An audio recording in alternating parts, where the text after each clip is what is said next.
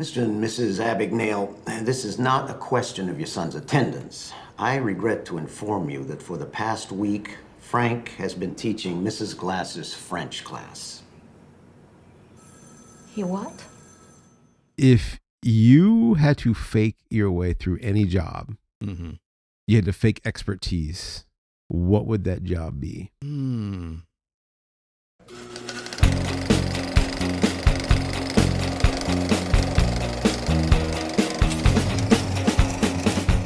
All right, welcome to You Gotta See This Movie, podcast of two guys who like to talk about movies as well as the deeper theme that make these stories more than just a movie. Jim, how you doing? I'm doing good. All right, well, what is the movie that you gotta see? The movie you got to see is Catch Me If You Can. A true story about Frank Abagnale Jr. before his 19th birthday successfully conned millions of dollars worth of checks as a Pan Am pilot, doctor, and legal prosecutor. An FBI agent makes it his mission to put him behind bars. But Frank not only eludes capture, he revels in the pursuit. All right, well, before we go any further, if you are into that sort of thing, talking about movies, watching movies, please like and subscribe. And let us know what you think of Catch Me If You Can. And I don't know. The first question I have when you read that synopsis is like, what were you doing at 19 years old? When this guy is like, you know, Yeah, he's already done traveling the so world. much. Yeah, traveling the world and conning people out of their money. And well, he's not conning people. It's the check thing. conning someone. Yeah, I know, but it's not like he's really. Yeah. He's making like paperwork. No, he's pretending to be the pilot and all that stuff too, right? Yeah. He's conning people. He's 19 years old. 19. I was just still throwing rocks at my neighbor. Yeah. Making models. Yeah. Yeah. All right. Well, what is your Did you ever hit your neighbor with rocks? Yeah. Oh, we had rock wars. Oh, dang. You never had rock war? No. I mean, dirt clod, but not rocks. Well, you know, the rule is you don't throw at the head. Oh, okay. Just throw at the body. Okay. But of course, people got hit in the head, and that usually, well, then it'd be a fight or it'd end it for the day. Did you have a lot of rocks around your house? Yeah, I felt like we always had a lot of rocks. It seems like we just had like, bushes and grass and like, if you had a Yeah. war, you'd have to kind of like look for them. No, we would, we'd all like, if we went to the rules of the rock war, Yeah. it was always small little rocks, not pebbles, but small, Okay. just enough where it stings, it hits you. All right. But of course, then, you got someone that gets a bigger one and a bigger one. Mm. And you're just like, hey, man, that's too big. Yeah. Oh, it's not that big. It escalates. So It escalates. So you establish rules and everything for the game. Yeah, of course. All right. But That's of course, there are no rules in a rock war. cool. Okay. Anyways, But yeah. Frank Abagnale Jr., he wasn't doing that. No, he wasn't. No, he was doing bigger things. Yeah. Yeah. So when did you see this movie? It was a Hollywood video rental. Oh, good old Hollywood Video. So it was probably the budget's blockbuster. 2003. Wait. Like a year after, right? No, they Yeah. came out earlier than that, right? Or, Came out 2002. yeah, but when would the video hit the shelf? 2003? Probably 2003. Yeah. Springtime. Yeah.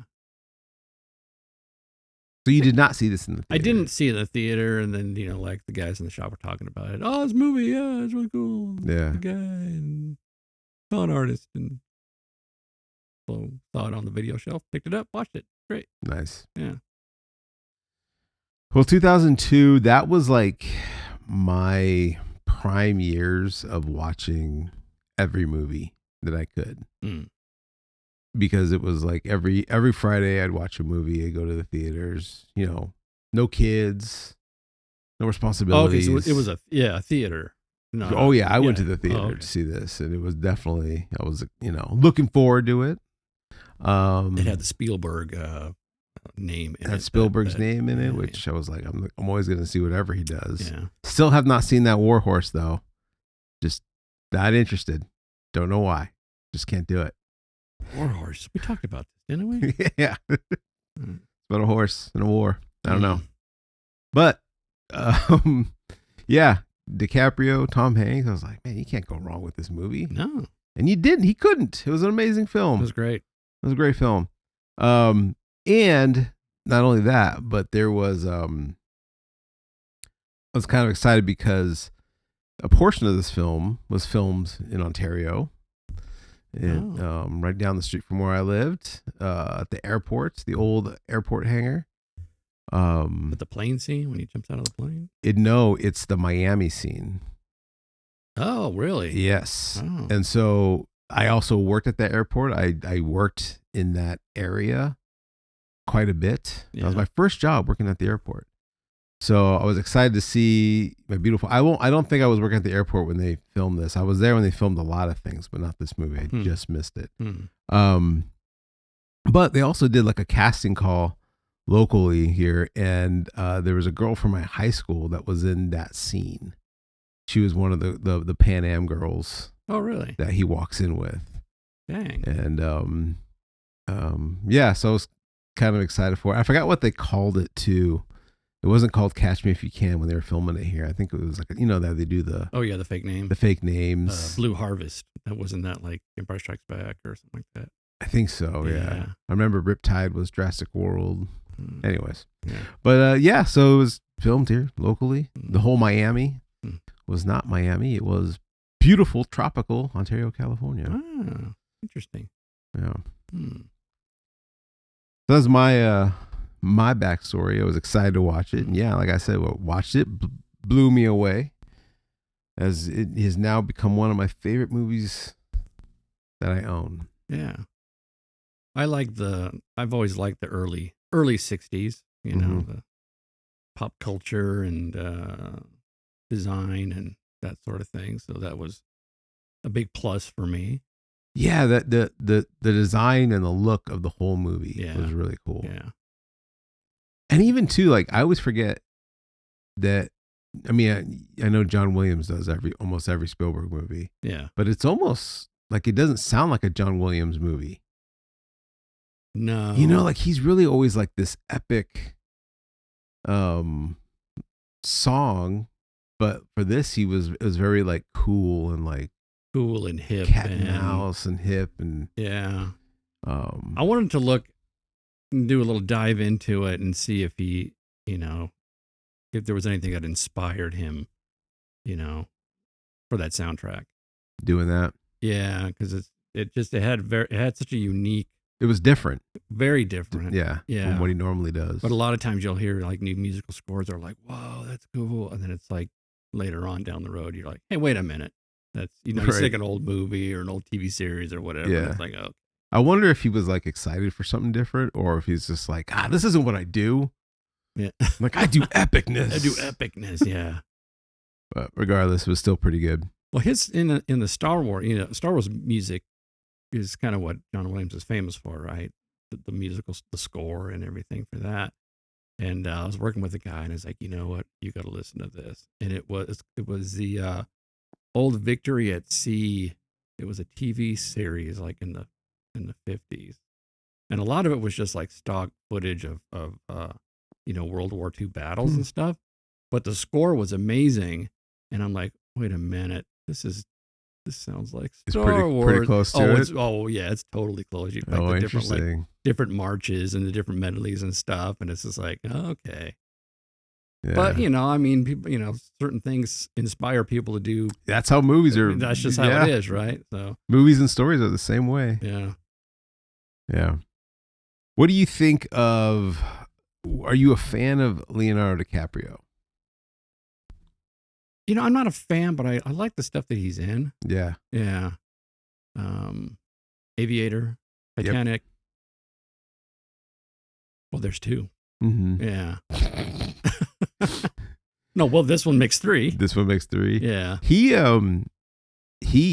become one of my favorite actors to watch in a lot of things that he does. And he didn't start out that way because, I was a teenager in the height of the Titanic fame where all the girls loved him and you just see this scrawny little kid and you're like, oh man, what's this? What is this? What's with this guy? Why are all the girls swooning over this guy? And so I really couldn't stand him at first, but then he did some other movies. He did this. He did a movie called Gangs of New York, which was really good. And then you see him in Gilbert Grape where he plays a special needs kid and you just his acting ability is incredible. Yeah, he's good. He really is a good actor. Yeah. So yeah, he's one of those guys, along with like Tom Hanks too. Like like I'll pretty much see anything they do, like, because they always, whatever they make, it's always top notch, and they'll grab you. And it's weird with movies when you think about it, because it's like you're given an original story with original characters, but then you have like the same guy playing this. But in every movie, it's just like the same guy, like Tom Hanks is. Yeah. But they play it off so well that you just completely you just don't even think that that's not Tom Hanks. You just get into that character. But I guess that's good acting, right? That's good acting. Yeah. Yeah. So these were perfect guys for this spot. But I think we were talking before we turned on the mics, just about how I was reading how this movie has been trying to be made since the 80s. That's when the real guy, Frank Abagnale or Abagnale. Abagnale. Not Abagnale. Yeah. He sold the rights in the 80s for this movie to be made. And Spielberg bought the rights. Not at first. It went through different companies. Oh wow. It bounced around for a long time, and originally it was supposed to be Dustin Hoffman was supposed to play him. And and back in the 80s he was a younger guy. But it went through so many different actors. Like I said, James Gandolfini was supposed to be the Hanratty, was supposed to be the Tom Hanks character. Different directors, all sorts of things before it finally landed on Spielberg, DiCaprio, and Hanks. Good place to land. Good place to land. Yeah. So Frank Abagnale, the real Frank Abagnale, he had his life of crime. Writes a book. It's like, oh, I'm going to shop this around and get it made into a movie because I'm so cool. I mean, really, right? Right. Yeah. And I guess the opening scene of this movie where he's on the game show, I guess that's true. Like you could actually find that game show on YouTube.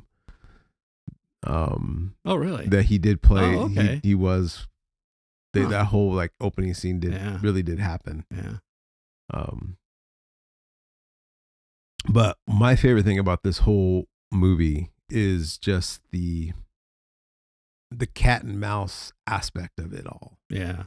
And I think, like what you said, going back to the 60s, going back to the cool mood music that John Williams up, and just the whole idea of, I'm hunting you, and then you don't know who to root for, because you like kind of like both characters. Oh yeah. You want Tom Hanks to catch him, but you want him to get away. It's not like a detective, going after this horrible criminal guy, and that you just really hate him. Now you really want him to get him. It's like, no, you're rooting for.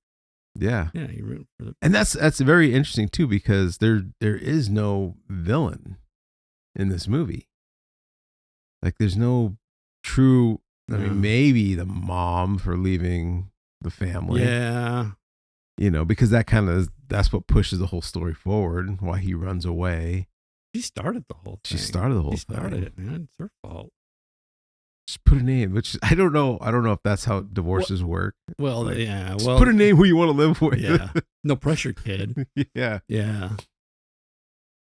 Well, and the dad was kind of he was a shyster too. He was a shyster. He kind of encouraged his kids. He was pretending to be the principal, or not the principal, but the teacher. I love that scene. Yeah. Yes, where he goes in and pretends he's the substitute. The poor substitute teacher. Like, but I drove all the way over here. It's not easy for me to get here. Yeah. But I do like that. At the end when they're in the office and there's like, he tried to arrange a field trip for the class, and then the dad just kind of like looks at him and smiles. Yeah. It's just like, like I was, watching this with my wife, and I was wondering the same thing. Like, if my kids were in school and something like that said that, where like, I know your kid devised this whole plan and like fooled us for weeks. Yeah. Would I be proud? Or there have to, I feel like there'd have to be a moment in me where I'm like, that is impressive. It is impressive. Yes. You know, he showed the initiative and the boldness and the fearlessness of actually pulling it off. Yeah. And you think, well, he just needs to use his new superpower for good. For good. For good. Right. Not, yeah. yeah. Yeah.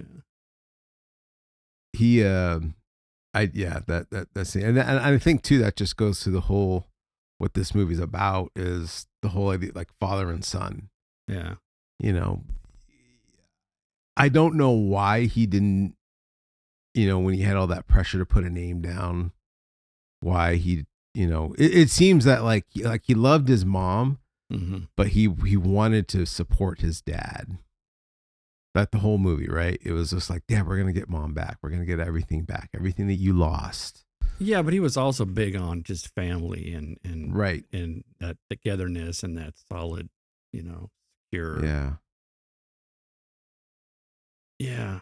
It was a sad movie, you know, when I was really When watching. you really watching, break it down yeah. for his motives, because yeah, you can like, be on that journey with him as he's getting all the money Yeah. and sticking it to the banks, which is like the whole idea that like the banks stuck it to his dad. Yeah. Now he's like, well, I'm going to get back at them. Yeah. And you can root for that, but deep down you're like, dude, this kid's jacked up. Yeah. And yeah, he's really in a lot of pain. Yeah. And I do think that you really see that too, kind of like what you said is the stability of the family. Because once he then meets Deborah, is it Deborah, I think? Or Brenda? Yeah. The nurse, the Amy Adams character. Yes. Don't get me started. I know. Don't get you started. He finds that family again and he loves it. Yeah, he just wants to stop. I want to And he settle wanted down. to stop. This is where I want to Yep. land this thing. He was going to get married. Yeah. He called Tom Hanratty and said, stop chasing me. Yeah. It's over. Yeah. Because he found that security again. He was Yeah. safe Yeah. till he wasn't. But he wasn't. Yeah. He really felt for the dad though, because he really wanted to keep his wife and keep the family together, but his bad decisions and poor business management. They never really say what it was, huh? Well, I know he had that. What was the store? It was Abagnale's. Was it stationery? Yeah, it was a store? stationery store. So he said it was tax fraud. So he must have cooked his own books somehow. Cooked his own books. Got in trouble, financial trouble, and then the wife wasn't having it. Just like, I don't want to live this way. Yeah. She didn't want to stand by her man. No, she wanted out. She wanted out. Mm. And she married his best friend.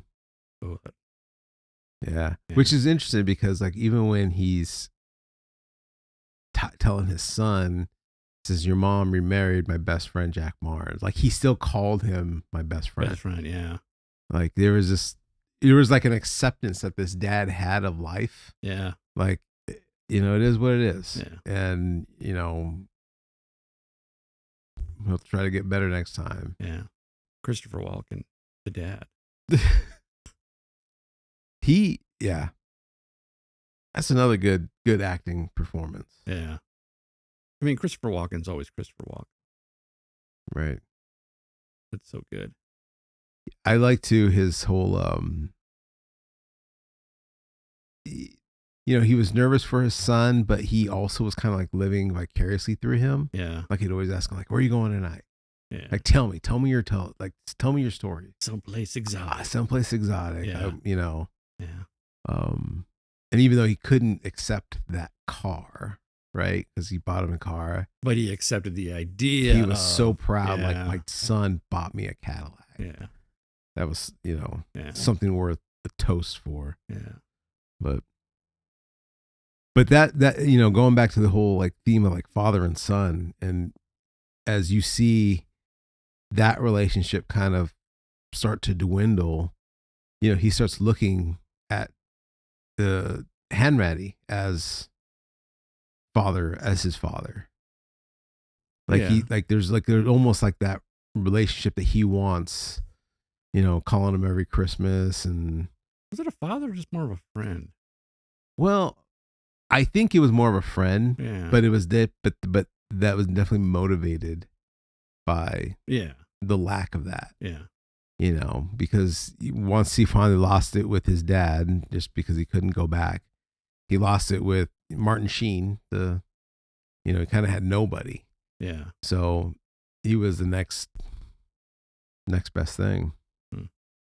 Which let's talk about his character, Tom Hanks' character, Hanratty. Kyle Hanratty. Hanratty. Yeah, the man on a mission. Yeah. And again, like, it's hard to find out who you're rooting for in this movie, because they're two vastly different. Their lives are going vastly different. Like, he is very rigid, very, by the book. Yeah. And he's just on the run, flying by the seat of his pants. Yeah. But I think, the best scene that sums up who Carl Hanratty is was when he catches up to him in Los Angeles. In the hotel room? In the hotel room. Yeah. That was the best. Because if you notice, when he's a, I don't know, he's an FBI agent, but he's under what, fraud? Right? Is that what he's in charge of? Check fraud? Check fraud. Bank fraud. Bank fraud. Yeah. Yeah, I don't know what the big term for that is. Yeah. But, so he's not like a seasoned, like a field agent. Going after hardened criminals, because you could see it when couldn't get his gun out fast enough. Yeah. And then when he's trying to show his badge to the maid, he does it completely backwards. I did see that. He shows her like FBI, but it's like facing him. Okay, see, I saw that. I'm like, oh, well, was his badge on the other side? No, because it was both sides. Yeah. You see both sides, and I think that just shows the point. Like, this isn't his wheelhouse. Yeah. Like, he did not even expect for him to be there. He just he's just following the paper trail. Yeah. And so probably real field officers have rules that are like, if you see him as a suspect, tackle him to the ground and handcuff him and then ask questions. You know what I mean? Probably something like that. Well, now they are. Yeah, well, yeah. Because yeah. And that was another thing too, like, going back to Abagnale, like the wit. He's quick. Yeah. And that's not something you learn. That's just something you either have or you don't. Yeah. Where he can come out of that bathroom and just all of a sudden and I love how you don't see him panic. Yeah. Right? You only see it through Tom Hanks's character. Mm-hmm. He's the one panicking. Yeah. He's the one freaking out. They don't show, Frank's character in the bathroom like, okay, what am I going to do? What am I going to do? Yeah. You just see him come out suave. Yeah. And you see him panicking. Yeah. Just like, oh man, you just missed him. Look at what he's got here. He's got the X3000 check copy machine thing here. Yeah. And just completely, you don't trust me? Here's my wallet. You can have it. You could just hold on to it for me. Yeah. So. Yeah. And I like how he asks, well, can I see your badge? Yeah. But then again, that just shows you, like, he was unexperienced as well. Yeah. He's still figuring it out. He, being a cop, and got completely taken. And I love too when they're like, should we call for backup? He goes, no, if you do this, I'll get you guys good humor bars. And the next scene, you see the two officers with good humor bars, even though they didn't catch him. Oh, okay. I didn't make that connection. When he's like talking to his boss, both the officers are eating good humor bars in the background. Let's talk about air travel of the early 60s. Pilots were superstars. Yeah, I was thinking the same thing this time around. Yeah. Right? It's like crazy. It's like a little kid asked for a pilot's autograph. Yeah. Yeah. So what is it? Was it just like, because it's just a new way of traveling? Yeah. It's like a new frontier of. So, yeah, it was almost like something like, oh my gosh, are you true? Are you really fly an airplane? I do. Yeah. I mean, I should have looked into it. So like, when were the first commercial flights? I mean, they weren't. I mean, they had them, but they were real expensive, Yeah. in the early, but now it became more popular where anybody can, the prices were affordable that the average person can take a flight and go somewhere. And then it became, I know there was a whole marketing behind Pan Am mhm, that wanted to be like rock stars. yeah, Like, yeah, oh yeah, you could go on any plane and have any type of pilots, but Pan Am that we are we are the rock stars. Yeah, we got the best pilots, the best Yes. stewardesses, the best service. So that was a whole marketing thing that yeah, I don't know. People just, that's a Pan Am pilot. Oh, that's a Pan Am, Yeah. stewardess. and then people would get dressed up for flights too. Like it was a big deal. That's right. Yeah. I don't know if there's no like equivalent of that anymore. You know what I mean? I mean, I would think like astronauts and stuff, but because they were, they were superstars. Yeah. Is that kind of like the next generation? Like you had the pilots piloting these planes, and then the next sort of. You really didn't would be have. like Well, you had the- astronauts, but they weren't.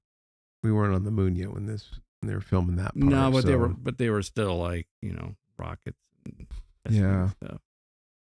But no, I I don't thought know. the It is same crazy thing. though, right? I mean, it's like, I guess the modern day would be like race car drivers, because it's like, Yeah, maybe.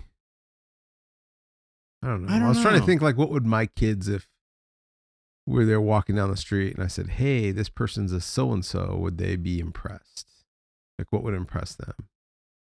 outside of like a sports figure or Or a movie star that they would know? Yeah. I don't know. Well, I tell you, working at the airport, I have Oh, yeah. come to meet a lot of pilots. And Did you get they're any autographs? Not the best guys. I can tell you that right now. So they were pretty sleazy. What were their uniforms like? They were a little more toned down, right? A Not little as- more toned down, probably not as nice, but it was definitely Yeah. you Their knew little- what they their were. wings, their little badges. They weren't just in suits. Yeah. But Yeah. The Yeah. movies, man. it's the movies. Yeah.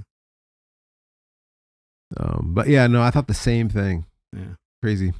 Did you, what out of all of these, these professions that what did you find to be the least believable?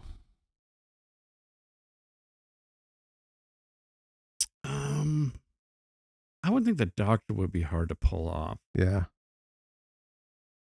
but I guess if he's just a supervisor, I don't know. It's still like hard to believe that there would never have been a situation where he was called on to Well, he did. stitch somebody up. Well, but how long was his ruse as a doctor?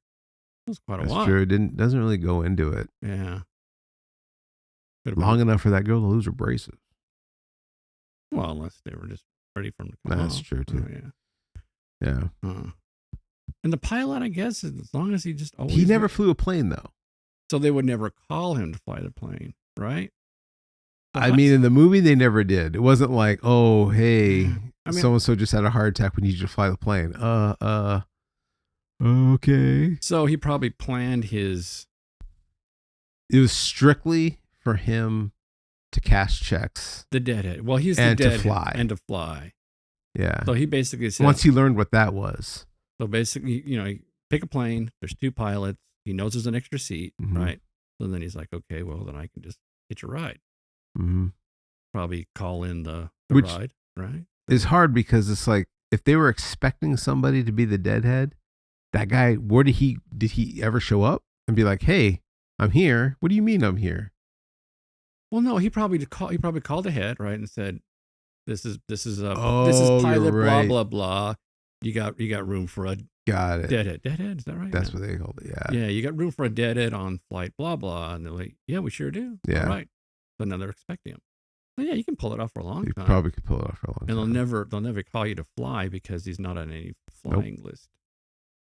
Smart dude. Smart. And see, that's another thing too. Like, he was not just, he learned, like it wasn't like he just like had all this knowledge and could be this con man right away. Like, there was a progression Oh yeah. on what he was learning, Yeah, he Um, pretends to be the kid at school to interview the pilots. or and- even too, like the there's that little montage in the beginning when, no bank was taking his checks. Says, we don't know you. We don't know your check. He's like, I just want $5. Yeah. So there was a learning curve to what he was learning. Yeah. And then even just making that first check. Right. Because they said unless it's a company check. Yes. Well, I got to make company check. Yep. Yeah. And then he got that machine. Yeah. And so it wasn't like he was lazy, like he had to put in work for those cons to even to pose as the guy just wanting an interview just so he can get more information. Yeah. Which I loved because he asked all those questions and the guy's like, wait, just one question at a time. And then he didn't go back to those questions. He's like, no, what I really want to know is when a pilot says this, what is he talking about? Yeah. And that guy had no clue. Yeah. He's just like, oh, he's just talking about this, that, and this. Yeah. So, yeah, no, he was not lazy and, going back to going to the final scene. We were talking about how he spent all Christmas Eve just printing checks, like working and buying these high tech machinery stuff to keep the ruse going. But just digging himself deep. Yeah. If you had to fake your way through any job and you had to fake expertise, what would that job be?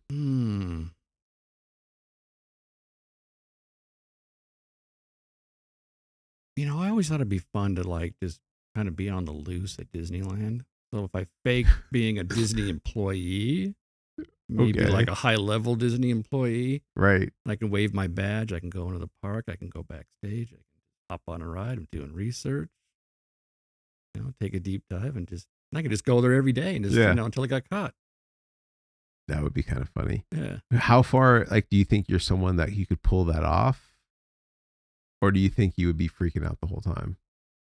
Oh, I'd be freaking out the whole time. Yeah. I'm the guy that gets caught doing anything. But that would be fun. That would be fun. Yeah. Yeah. That's good. Flash my badge, my Disney badge. Free popcorn. Walk around. Just walk around. Go backstage.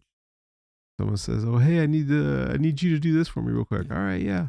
I'll send so and so on it. Yeah, you can probably say any name, like, "Oh, I'll send Tony or Anthony or, Well, there's so many people there. You could probably you're going to hit on those names. Yeah, you can just walk down the street and you tell the guy picking up the trash, you missed a spot there, pal. Right. Yeah, that's good. Yeah. What about you? Probably pastor. Really? You could kind of fake it? Yeah. No. You could have said a prayer of the two mice in the bucket. Yeah, right. Yeah. There's 2 mice. No, I would probably, man, Disneyland, that's a good one. You should be like a movie, right? I'd pretend to be like a movie producer or something. You go on the back lot. I would go on the back lot. You just commandeer a golf cart, right? I would just start reading scripts and writing notes. Yeah. And sending them back to approval. Yeah. And adding well, who's this Michael Jones? He's a producer all of a sudden? All right, well, give him a badge. You'd probably have to start the campaign by pretending to be a person that they hire. Get the names, float the name around a little bit. Right. Yeah. How do you set the stage for that? Yeah. Yeah. Or you just fake badge. Fake badge. Just play it. Yeah. Just go for it. So going back to when he was the lawyer, that was the one that he actually kind of conned his way, but he just kind of passed the test without ever having to go to school. Yeah, he studied for the bar. He studied for the bar for 2 weeks. And then so I mean that shows his intellect and that he can actually study 2 weeks, retain that knowledge enough to pass it. To pass one of the hardest tests in our country. Yeah. But then completely not know what he was doing when he was in the courtroom. Meeting. Yeah. But he learned some stuff from Perry Mason. He did. Yeah. Which I wish there was a scene where because he was working for Martin Short or Yeah. not Martin Short, Martin Sheen. Yeah. I wish there was a scene of like that judge maybe talking to him, be like, you know what this guy did in our courtroom today, and then maybe Martin Sheen going to Frank and saying like, dude, what were you thinking? Like, I would love to have seen him try to explain that, Yeah. because he was doing everything for the trial, but it wasn't time for the trial. Yeah. He didn't need to do any of that. No. Yeah. So Well, he was practicing. practicing. Just practicing. Yeah. Yeah. He's going to make a mistake. Do it now when nobody's watching. Yeah. Except for the judge, but yeah. Yeah. Well, going back to the whole, the whole theme of is he wants family. He wanted like someone to trust. And I really like the end, or not, it's not really the end, but it's before he gets caught, for the final time. When they realize he's out of the country, he's in France, and he's just, by himself saying, hey, I'm here to take you in. But the whole idea is like, I want to trust you, but I don't. Remember, he kept saying like, you lied about this, you lied about that. How am I supposed to trust you? Yeah. He really wanted some trust with. He Anne did. Reddy. I think he really did. Yeah. Because I think it was like, oh, you have a wedding ring on, you are married. Yeah. But that last scene when he finally, and two, because like I don't think he wanted for Hanratty, it wasn't about like, oh, I'm bringing this guy into justice. I think he started really like, once he realized like he's a 17-year-old kid, because when he looks at the yearbook, because I think at this point he just thinks it's just some older person. Yeah. Then he's like, he's a 17-year-old kid. I think he genuinely feels for him. Yeah. And like, he wants him to stop and he wants there to be justice, but it's not a thing of like, ooh, I'm going to get you and I'm going to slam the book at you. Yeah. Because he's genuine, like, just look, I'm coming here. I have no authority, but they're going to let me bring you in. If you walk out that door, they're going to kill you. You've embarrassed this country. And he's probably right. Yeah. Because if the minute he would have walked out the door and he would have started to run, they would have just opened fire on him. Yeah. But I like that scene because it was just like, and we don't know either as the audience. We don't know like, oh, is he conning him? Is there really a French police officer, or is he strictly trying to just get him himself? Mm-hmm. And he finally gets him to believe him and says, it's over. Take these handcuffs. And you walk out and like, there's nothing. Nobody there. And even DiCaprio says, you got me. Until all of a sudden it's like, nope, they swarm in. Yeah.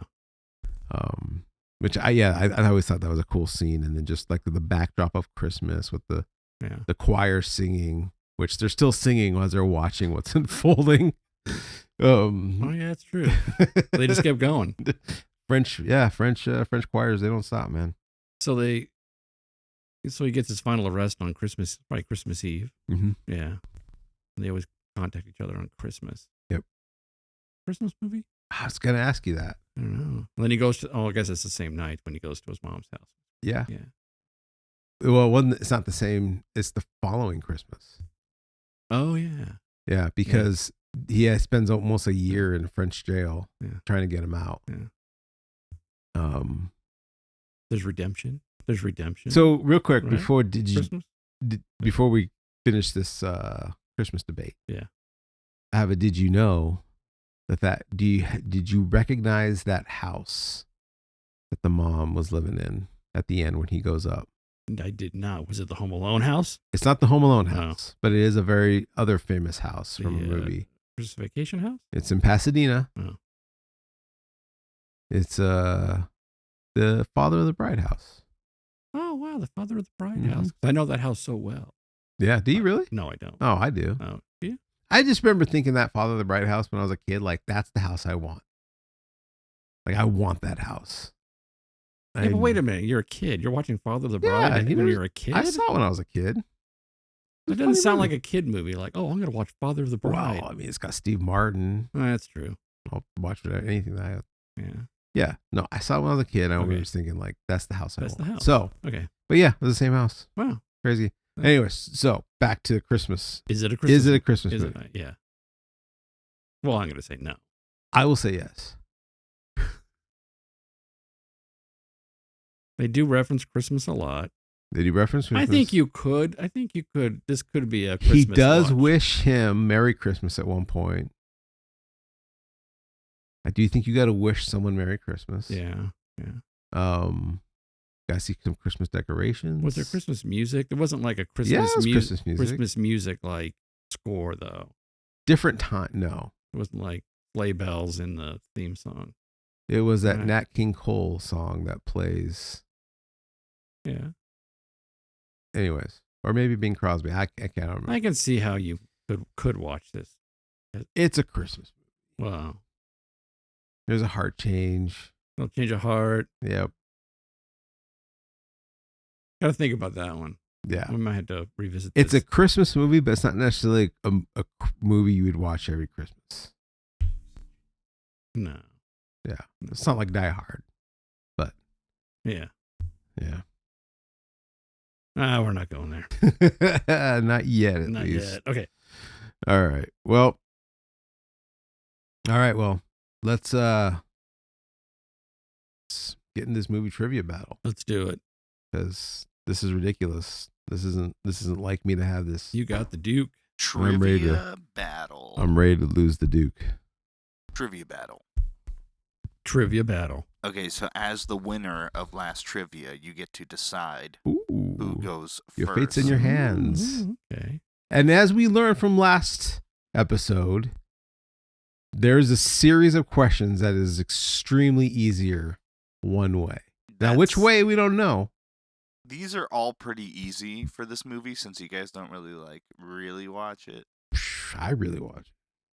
I watched it, Um, but I didn't take notes. There's maybe probably 2-3 hard ones. The other ones are pretty easy. All right. Don't tell me what the routing number on a check. in No, scene there's nothing. No 45, yeah. routing numbers. Oh, well, scene 45, it was 1789 from 12 because it was the West Coast Where it got rerouted. where it got rerouted. It 2 was weeks later. actually 1-2. Yeah, it's 1-2. 1-2 is the code. the San Francisco. Do you think this movie maybe inspired check forging people? Like they're like, hey. I know because if this movie came out in its time, maybe, but Yeah. but now there's so many like security things that this is all like Yeah. out of date stuff now. Yeah. You cannot pull the same You stuff, can't pull it off. You can't. and you get caught right away. You can't pull stickers off of model airplanes. right. Yeah. Yeah. All right. Oh, I get to pick. Yeah. Why don't you go first? Oh, all right. That's very gentlemanly of you. Mm-hmm. All right, question 1. What club does Frank Abagnale's dad win an award from at the beginning of the movie? I'm gonna say the Rotary That is correct. of New Rochelle. It is the Rotary Club. All right. What do Rotary clubs do? Couldn't tell you. Bike. Every city has them. Every city has See 'em all them. the I time. think there's some dark, shady things going on. Yeah, I always assumed Um, it had to do with bicycling. because of the gear, Yeah. The gear. and spinning gear, But No, I think it don't has something to do that's with it. business They, people. like make business connections. Yeah, because they're the gear that keeps the economy going. Ah, I don't know. all right. Hey, if any of our Next- listeners know, Tell us what it. Yeah, tell us what the Rotary is. yeah. Because 'Cause I don't know. otherwise, I just think the worst. Yeah. Yeah. All right. Next question. Okay. What was Frank going to have for dinner on his 16th birthday? Oh. Pancake. Pancakes. That is correct. Yeah. All right. And next question. What was the subject of the class Frank was posing as a teacher for? It's French class. That is correct. It was French Ooh. class. Okay. All right. Question 4. What drink does Frank get from the flight attendant on his first flight as a deadhead? Milk. Yeah, it's milk. Wow, this is going to come down to like the couple Like the questions. One, yeah. All right, question 5. Have a milk, please. What gift does Frank try to give his dad when he meets him for lunch? Cadillac. Yes. All right, next question. When Frank was posing as a Secret Service agent, he gives Carl Hanratty a wallet. What was the wallet full of? Labels. Yes, this label. Oh, shoot. Was that my question? Is that your question? Yes, it was your question. Okay, because he good. just answered Cadillac. Oh, all right. I answered Yeah, Cadillac. that's right. Okay. Labels. Dang, can you name any of those labels? There was Coca. The very first one was Coca-Cola on the Yeah, fold. On that's the big one. That's the big one. There were like ketchup There's labels. Hunt's peanut butter. Yeah. There was also Champagne. like gas station like little stickers. So he was kind of just OC. Which they never really explained that, did they? I understood it as he never had anything in his wallet, but he wanted it to seem like it was full of stuff, as just a passing glance thing. If someone sees him open it, it doesn't just look empty. Well, he had money. Eventually, he could fill it up. Yeah, but it seemed like he was like kind of OCD label peeling, like he Because he couldn't- did that in the very first scene. he couldn't when help was at himself. when he was at the dinner. Oh, yeah, For his maybe dad. It's just like a weird quirk he has. Well, Yeah, very because cool. even at his wedding reception Yeah. party, he peeled the Some of the label stuff was off. off the champagne bottle. Yeah. All right, my question. All right. Jeez. What Sean Connery Bond movie was Frank seen watching? Oh, that's easy. Oh, Goldfinger. yeah. Oh, dang. Okay. The guy in the gold jumpsuit. Goldfinger. I like gold. Oh no. This is like Russian roulette. Who's going to be the one that gets the hard question? Yeah. All right. What This is was scary. the room number Frank gave to Carl when he called him on Christmas Eve? I do know this. I think I know it. It's either 3113. That is correct. correct. Yeah, Yep. I was almost gonna say 1331. That was good. All right. Next question. The patient in the emergency room that Frank visits was in what kind of accident? It was a bike accident. That is correct. It was a bicycle accident. He got jacked up on his Yeah, bike, I man. did. And it was late at night too. Because remember, he's like, why was that kid riding a bike late at night? Must have got hit by a car. No, then it would have been a car accident. Because he's from the midnight to the 8 a.m. shift. Yeah. So what was going on there? Yeah. All right. Next question. In what state does Frank take the bar exam in?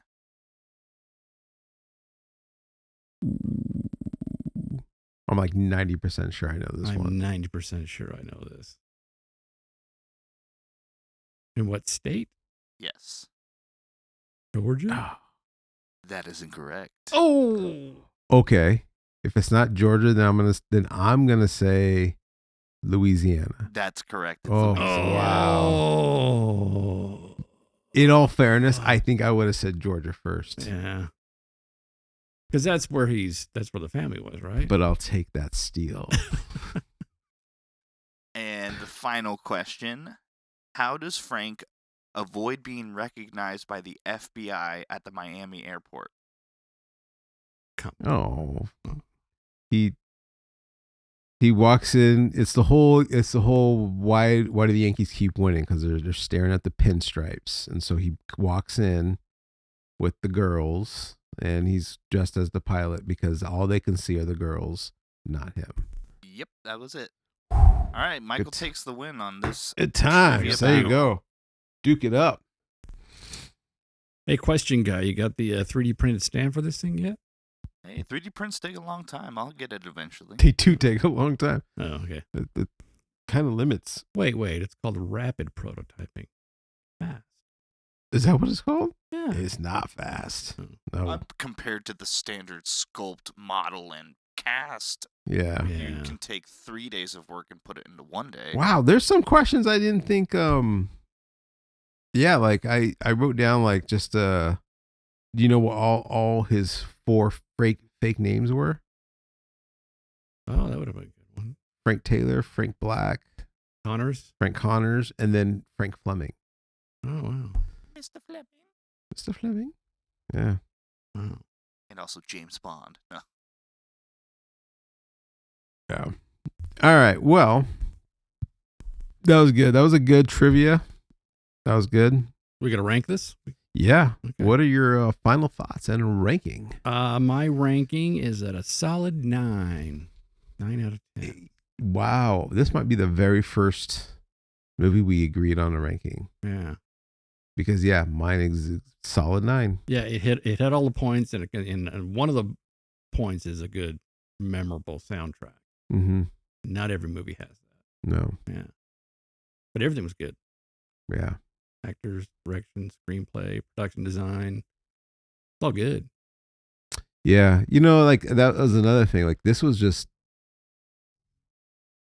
yeah, a fun watch. It's always a fun watch to watch this movie. And it's one of those two where it could be on television, you're flipping and you can turn on any scene and just get locked in on it. Because there's so many good scenes. There's so many good scenes in this, and it's just a fun movie all the way to the end, and it ends on a happy note. Ends really good. And yeah, it was just a movie where like I didn't want to, because typically, you know, I think you do and I do take notes before we do these podcast, but I didn't. I just sat there and had my drink, my popcorn, and watched Enjoy the movie. just enjoyed the movie. Yeah. Well, tell us what you think. Catch Me If You Can. Have you seen it? Have you not seen it? Hopefully you have, because we probably spoiled a lot of it for you. But tell us what you think of this film. Tell us what crazy job you would try to fake your way through if you knew that you had the expertise to do it. And again, please like, subscribe, and see you in the next one.